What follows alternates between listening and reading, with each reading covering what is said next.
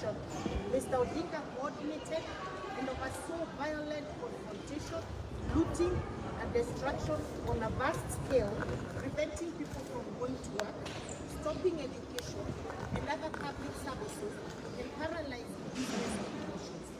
The destruction, loss, and damage arising from Mr. Odinga's chaotic activities will surely run into tens of billions of shillings.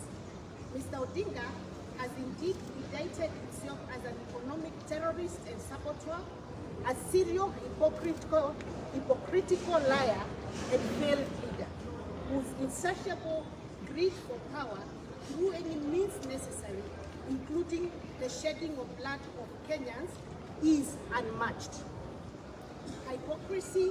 The hypocrisy, lies, and failure. The lies. It is evident that Mr. Odinga's peaceful demonstration, quotes, were neither peaceful nor were they demonstrations. Instead, they degenerated into looting sprees, orgies of mindless destruction, running battles with law enforcement officers, and intimidation and terrorism of other Kenyans to stop them from carrying on their work and life. Lie number 2. The principal reasons offered by Mr. Odinga for organizing and implementing anarchy on such a tremendous scale are the cost of living and the 2022 election, which claims was stolen. Yet, as recently as June 2022, Mr. Odinga was the government's foremost defender, attributing the rising cost of living to factors beyond the government's control, which also affected other countries. As regards the election, Mr. Odinga did not invest half as much effort and seriousness into his campaign as he did in defending the Jubilee government, or as he has done in organizing and supervising large-scale economic sabotage throughout the country. Moreover, Mr. Odinga's so-called peaceful demonstrations were a transparently disingenuous campaign of large-scale urban banditry and nothing else. No petition was delivered to any government office as promised. There was no march or delegation to State House as promised, not unless Mr. Odinga lost his bearing and searched for State House or Harambee House in Nairobi's Mathare and sections of Eastlands. These orgies of mindless chaos were conducted on the basis of a blatant lie. Hypocrisy. It is obvious that Mr. Odinga's actions have nothing to do with the reasons he has given, and everything to do with his well-known post-election routine, whereby he uses the threat of post-election sabotage and mass action to extort power-sharing arrangements with the government of the day. It is also a continuation of Mr. Odinga's propensity for violent attempts at capturing power, which began in 1982. It is a demonstration of Mr. Odinga's contempt for democracy and the rule of law, constitutionalism, as well as peace. Times are indeed hard, and Kenyans are trying their best to get through. Anyone making life so much more unbearable through selfishly motivated political violence is unlikely to be viewed with much understanding. Moreover, as demonstrated, Mr. Odinga's argument about the cost of living contradicts his earlier position and are unsupported by the fact of prevailing market prices. His agitation has to do with subsidies that were allocated under the pretext of cushioning Kenyans from high prices, which in fact were embezzled by Azimio hardship regime leadership in one of the country's most scandalous states. The failure. Mr. Odinga's criminal escapades are desperate futilities. He does not enjoy the support of the entire Azimio constituency or Kenyans in general. There were no demonstrations or protests in counties of the Central, Rift Valley, Western, Eastern, Northeastern, and Coast region. Ultimately, only Kisumu bore the brunt of the criminality aside from goons mobilized by ODM MPs to terrorize poor mama bogas. There were no demos in Siekuru, Oshogo, or even Daragwa, where some of the Azimio leaders come from, it is quite evident that some regions require to emancipate from the Odinga yoke and slavery of being used as pawns for self-preservation of a single individual's thirst for power. So questions to Mr. Odinga are the following.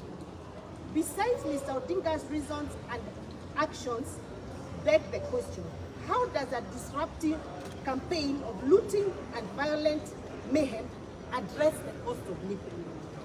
Why actually didn't he demonstrate before the election when Unga was costing 230 shillings? But now he's demonstrating when it has come down to 170. That is hypocrisy. How does subjecting hard-working Kenyans to hardship and causing enormous losses to traders and businesses improve the cost of living? When Odinga and his Azimio party left government at the end of the hardship, the cost of a packet of unga was between 230 and 240. It is now ranging between 170 to 200. Isn't it basic arithmetic that the prices are coming down?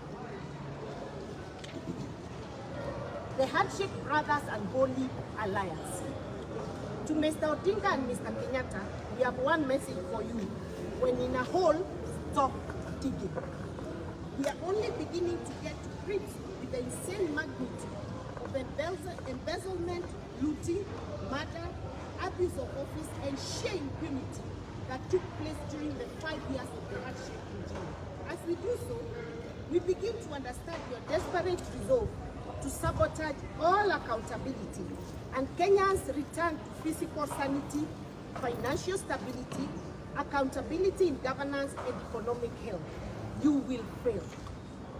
The violence, chaos, looting, and destruction are also aimed at distracting the country from investigating the shameless siphoning of public funds, crimes against humanity perpetrated through extrajudicial killings and forced disappearances, abuse of office, and state capture that enable large-scale corruption and impunity committed by Mr. Odinga's sponsor and co-conspirator and handshake co-principal, Uhuru Kenyatta. This will fail and the truth will be known. Police action for Medam. To the Kenya Police, we salute you for having quickly come of age and for rising to the occasion.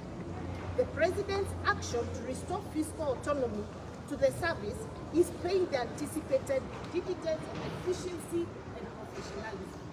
We commend you for doing your best to keep Kenyans and their livelihoods safe and secure. We urge you to enforce the law firmly and bring all perpetrators of the criminal mayhem committed at Mr. Odinga's behest to account. They must be charged for every stone thrown, property looted, goods destroyed, and persons injured, no matter who they may be. It is also time to raise the bar and make Azimio and ODM fully accountable for the injury, loss, and damage occasioned by the rioters staggering they mobilized on the pretext of constitutionally protected demonstration. We urge a reckoning of the damages and the speedy accountability in conjunction with the registrar of political parties. Finally, it is time to confront a ridiculous predicament that has remained unresolved for a very long time. The government must determine once and for all to obey the law. If, on the other hand, the government determines that Mr. Odinga is not above the law, it must activate all appropriate mechanisms to bring him to accountability without further delay, because justice must be done. That time is now or never. Thank you very much. Great. Yeah, I think the leadership and the SG. I go first? Yes. Okay. I join the rest of my colleagues in saying three quick things about yesterday's unfortunate events in the country. Number one, I wish to commend the restraint of the Kenya Kwanza supporters. I know many of them watched with utter shock and dismay as their lives were unnecessarily interrupted. They could not go about their businesses, their children could not go to school, and many other duties that they could not go about because of the incessant, ugly behavior of ODM goons that they reign terror in this city and few parts of the country. I have seen messages from many of them to these leaders that are behind me here, asking them, up to when shall we allow these people to continue to blackmail us and stop our day routines with reckless abandon? I wish to plead with them that kindly allow the government of the day time as we sort this issue for once and for all. Never again shall Kenyans continue to live under Mr. Odinga's blackmail, for which he is rewarded after every election. This administration has said this is the final time, this shall never happen again. Secondly, I wish to join the rest of my colleagues in celebrating our police officers who, despite a lot of provocation from ODM goons, you saw police officers innocently standing in stifling hot sun, being hunted like dogs by ODM mandarins, but they kept their calm, they never shot anybody, they peacefully dispersed the crowds. We want to tell our police officers that is what we expect. The only challenge that we want to give to the police is that those looters that are publicly known, those that have been captured on cameras, breaking up meetings, stoning people's vehicles, going into business premises, we want to see them arrested, and arrested right now. The leaders that have been accompanying them into these demonstrations, they also need to be arrested and brought to book. But we celebrate the good work of our police officers. We know you're working under very difficult circumstances. It was not difficult for you to shoot some of the people that were clearly provoking you, but you kept your calm and you maintained peace and order and protected people despite all that intimidation and threats that is coming from the Azimio side. Lastly, is to the great people of Luo Nyanza. We celebrate you also because you largely remained peaceful, save for a few goons that were hired by Odinga through his ODM MPs. Many of you kept your calm, you went about your business, you are sending messages and pleading for help, saying even you in Luo Nyanza, you are tired of this blackmail. And let nobody lie to you that the only way through which you can get development is through a handshake via Mr. Odinga. That is a lie. We give you an assurance that President William Ruto is a fair man. Every region of this country will enjoy the fruits of development with or without Mr. Odinga. In any case, we have come to learn that he only uses you to ascend to power, but when he gets there, he's in power. There is nothing of substance that can be pointed out in Luo Nyanza and shown that they gained this by being under the handshake government. In fact, many of the projects that were put there, Mr. Odinga ended up looting those projects. An example is the Soin Koru Dam, where close to R1 billion was paid to the contractor. But if you go back to that project on the boundary of Kericho and Kisumu, there's nothing to show for it. Mr. Odinga disappeared with that particular money. Therefore, let them not lie to you that the only way you can get development is by picketing and throwing stones so that he forces his way into government. All he is looking for is an opportunity for him and his family to loot this country. Do not allow him. Keep calm and know that you're part of Kenya. You will enjoy every right like every other citizen of this country. Thank you. Thank you. Let me also join my colleagues first in condemning the massive looting that witnessed yesterday, orchestrated by Mr. Odinga, the Lord of Violence, and sponsored by his principal sponsor, former President Uhuru Kenyatta. And I also want to confirm that indeed many leaders here and many others who are not here are under immense pressure from their constituents. Kenyans, peace-loving Kenyans, asking government, if government is not able to take care of the situation, pressuring leaders that the public be allowed to protect their lives, their businesses, and their property. And as we commend the police for the very good work that they did yesterday, we want to ask them today that they must hold people to account for the anarchy yesterday, for the massive looting of property and destruction of property, and nobody should be a sacred cow. When his president said that the Constitution is the Constitution of the Republic and everybody is under that Constitution and the laws of the Republic, including the president himself, Mr. Odinga and Mr. Kenyatta are no exception. They must submit themselves to the whims of our Constitution and our laws and abide by them. And I want to encourage the Inspector General of Police, fear nobody. Don't just arrest the young boys and young girls who are being paid to demonstrate. If the buck stops at the door of Mr. Odinga, go for Mr. Odinga. If the buck stops at his sponsor's door, go for them. Failure to which, then you leave Kenyans to protect themselves and to protect their property. And we do not in any way desire that time comes to pass in our life, where Kenyans will take it upon themselves to protect themselves and their property. Aware that that is what Mr. Odinga and his sponsor want, so that the country can degenerate into chaos. For Mr. Odinga to find an avenue swimming in the blood of innocent Kenyans to get an opportunity at another stab of getting closer to political power. We want to remind Mr. Odinga he had the time under the handshake regime, he had the means, he had the system he always thought, he had the deep state, but instead of using the deep state and the means and the system he had,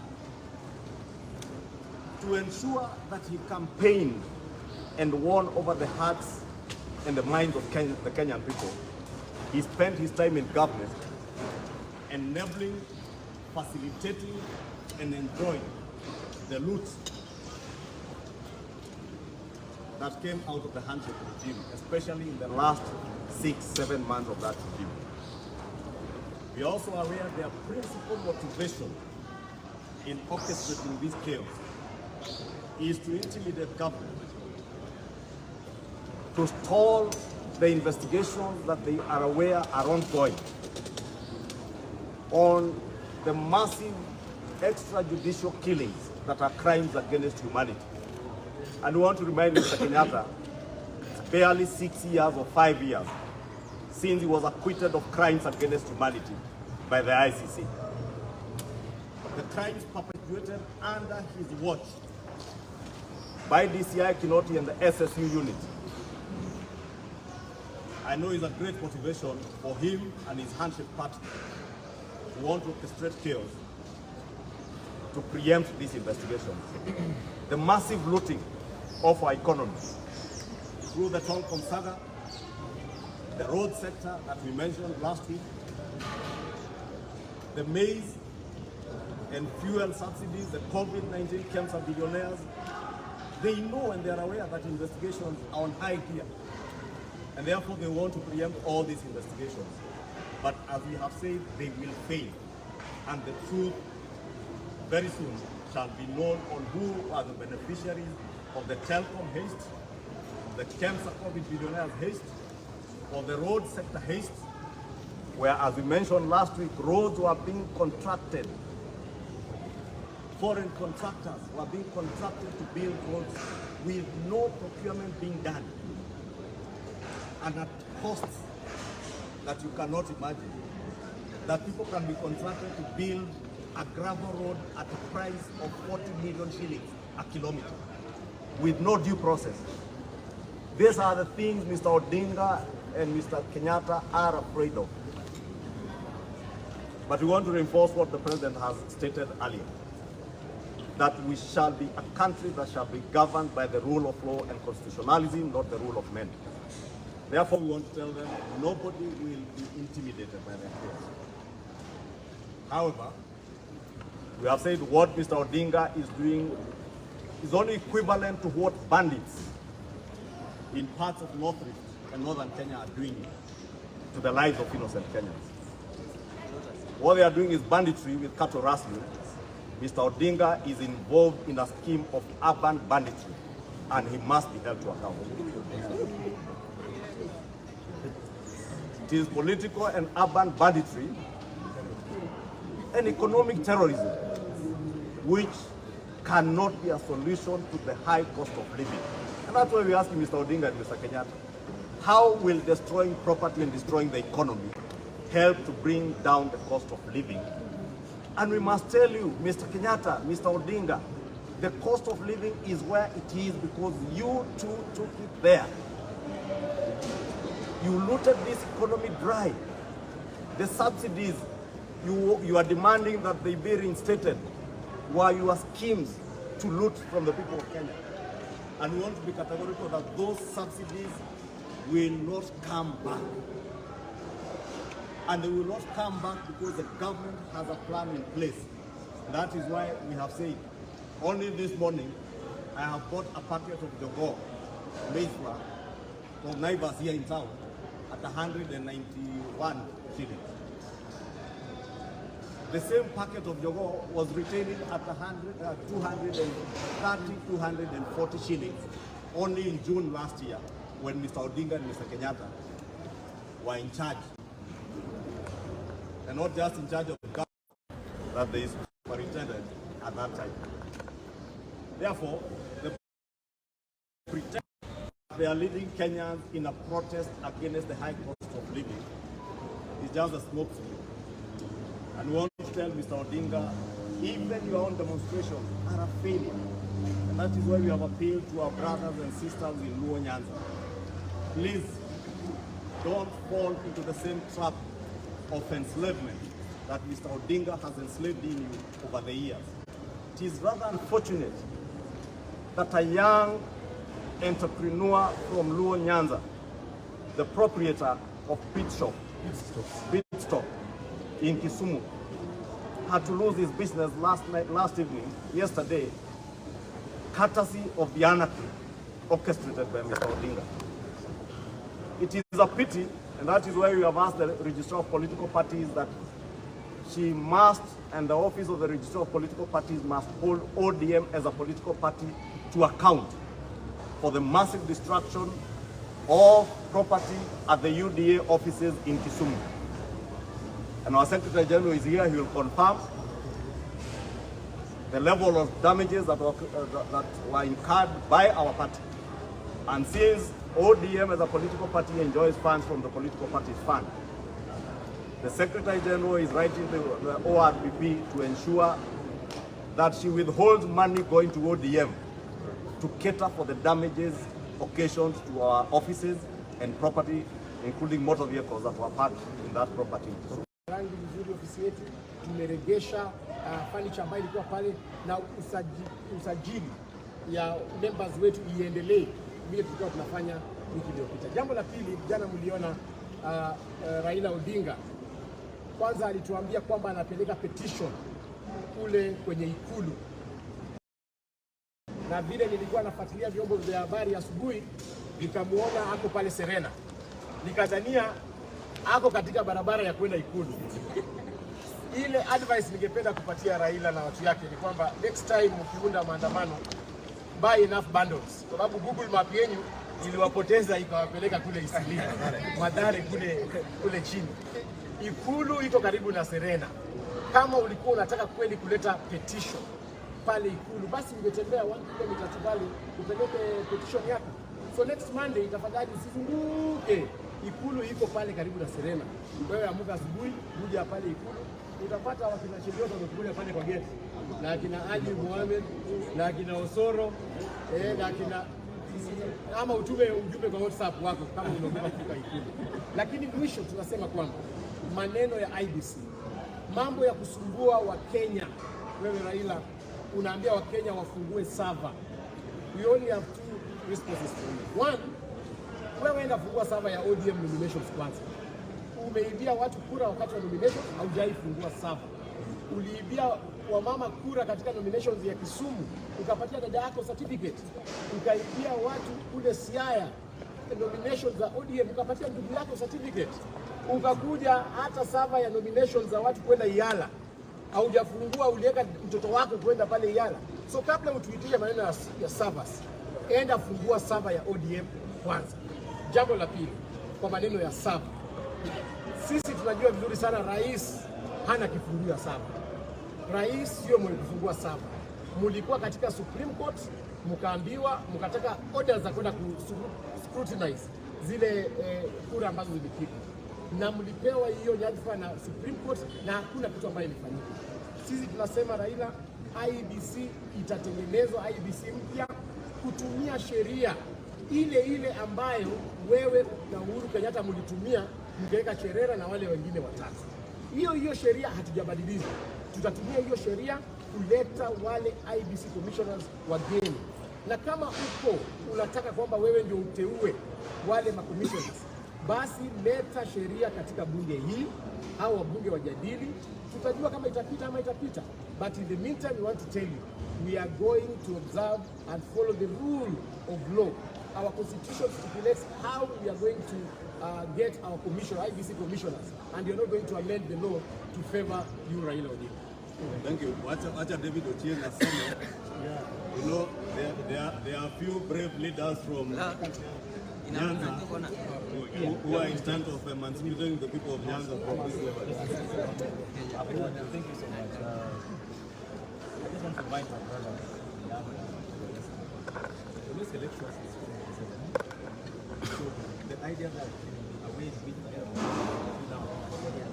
was a kuna uchaguzi hapa kama mwaka ujao kama mwaka mwingine, na hakuna njia nyingine yoyote ambayo inaweza kutumia kufanya rais. Tukubali kwamba rais and that if you run in an election, it says that if you get 50+1 votes, you're the president.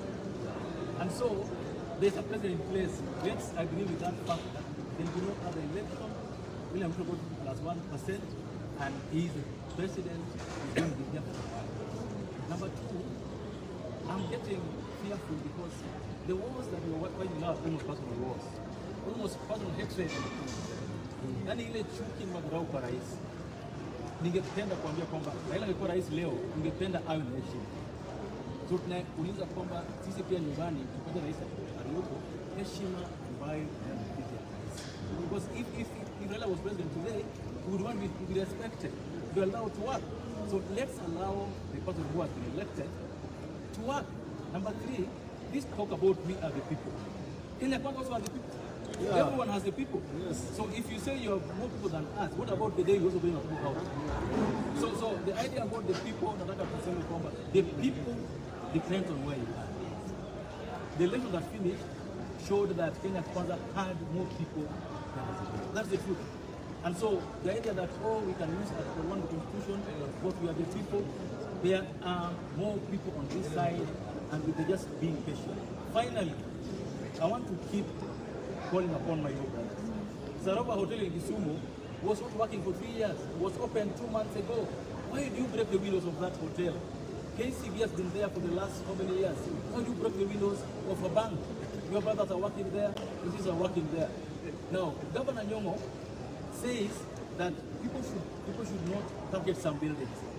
You should tell people down there that you should not target all the buildings. We cannot be saying that today you want to drive, tomorrow you want to build, and you are not taking care. And I agree with my brothers here that all of us in Kenya Kwanza will do letters to the ORPP that anybody who was injured, even the person who was killed in Maseno, must be paid by the ODM. Thank you so much.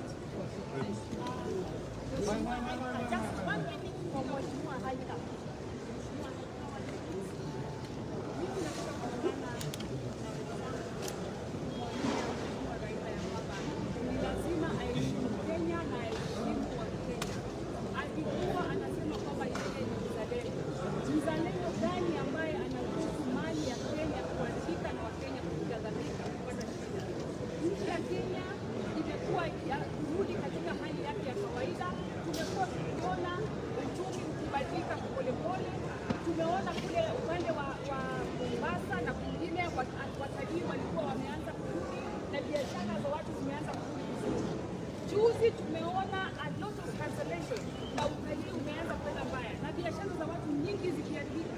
Tumeona mali ya watu ikiharibika. Tunataka kumwambia hivi ya kwamba kama yeye ni mzalendo na kama yeye anasema kweli ni mzalendo, basi aheshimu Kenya. Tunajua uchaguzi ulipita na